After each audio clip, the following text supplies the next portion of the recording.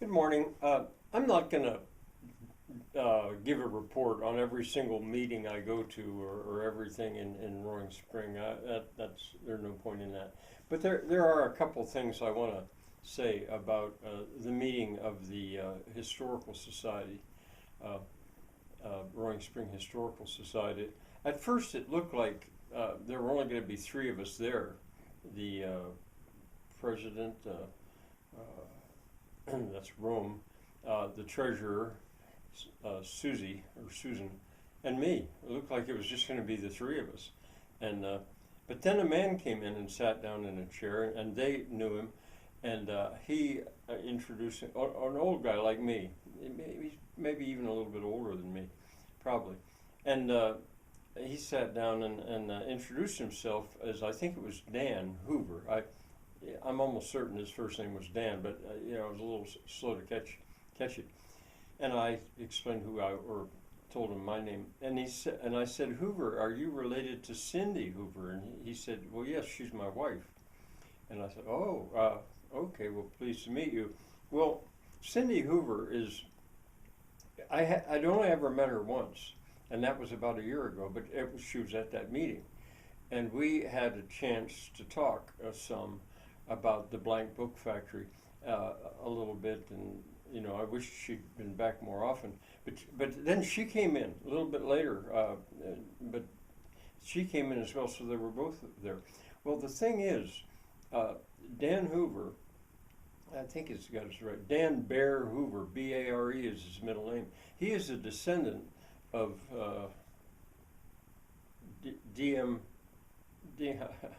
the original Bear, B-A-R-E, that created the town practically.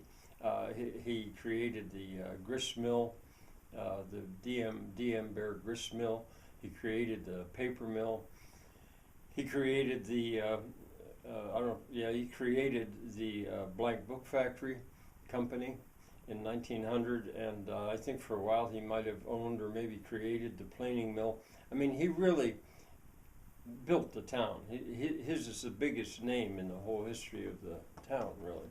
And I'd mentioned him recently because that mansion, that big mansion up at the Five Points, that was his ancestors' home. And he told me some about his family. D.M. Bear had three daughters, not four, and he explained how they were Hoovers. They married a Hoover, a Garver, and a Bob. I think I've got those, B-O-B-B. I think I've got those names right. And then there were various descendants. Well, anyway, I was a couple things. I mentioned that incredible map of Roaring Spring from 1920 and 1940. And it was in a box, and Susan, everyone calls her Susie. Susie got it out, and she was there too. She remembered that we'd seen that, and I'd borrowed her glasses so I could look at it. Dan Hoover, he said, I think it was he was saying that ought to be in the Blair County Genealogical Library. Everyone agreed that was a real special thing. So that was one thing. And another thing, I figured out, I asked finally about that building right up or down track from the train station that had been known as the whorehouse. Was it? I didn't remember it. Did any of them remember it? And they said yes, they remembered it, and that's what it was. Although they said, well, officially I think it was called a boarding house. And the official name of it was the Block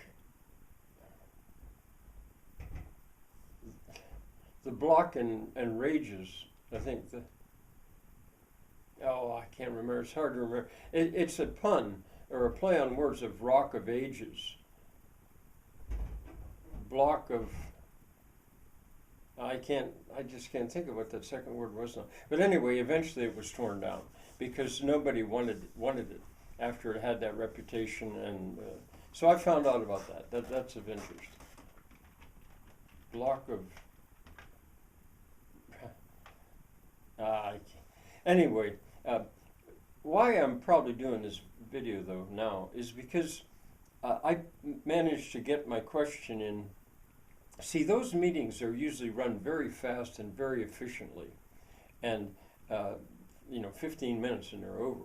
But I had things I wanted to really ask about, and I was stretching it out before it was more than it was appropriate, I think, really. But I was a little insistent, and I asked Dan Hoover that question about what would be his dream of the best possible Roaring Spring in 5 years, because I explained I'm making up a story, a fictional story. I explained it first to Cindy, and then because they went out and came back in to see something, and then we talked. And he's a talker.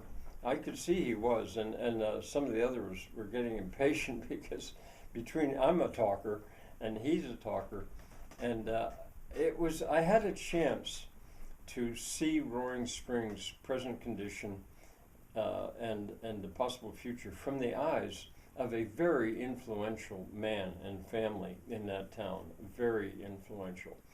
And he finally came around to saying jobs. It's going to be jobs. It will take something that has a lot of jobs for people. But he also mentioned that he was very much in favor of what Jeff Wendell, the man who has cleaned up that paper mill site, has done. He put it like he has saved his town. And I told him I agree, because that paper mill site, it was like an impossible situation. And he came in, did it for money. I mean, he's not it wasn't a humanitarian act, but he did it as a way to make profit. But he's invested a tremendous amount of money in cleaning that site up, and really deserves to get that money back somehow. But I think behind it all was, I'm just guessing, that basically Dan Hoover approves of the idea of a data center, or at least I could say that he, and I agree with this too, approves of some way that Jeff Wendell gets his money back and much more, because he's deserving.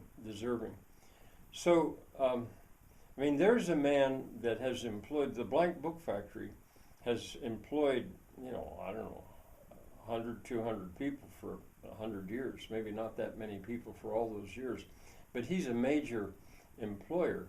It still works, but it's outside the borough now. It's in a new building. So I wanted to pass that on. I have now still another perspective, and I'm going to put that in my calculation as I begin to write tell my fictional story, Earth's Drink Honeymoon, which may start tomorrow. Bye for now.